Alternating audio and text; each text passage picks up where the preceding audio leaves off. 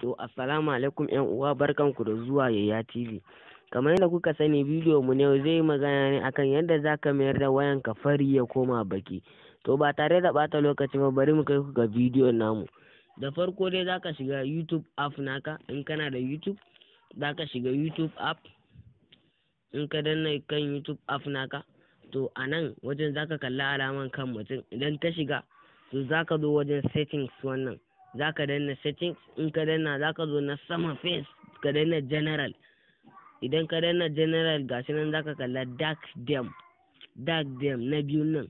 Idan ka danna, to kun ga waya na ya koma baki daga fari, ya koma baki. In ka sake danna kuma zai koma farin shi na da.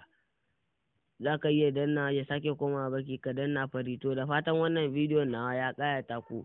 Kada ku manta ku danna mun subscribe, sannan kuma ku danna alaman ƙararrawa, sannan in bidiyon ya muku ku yi min like.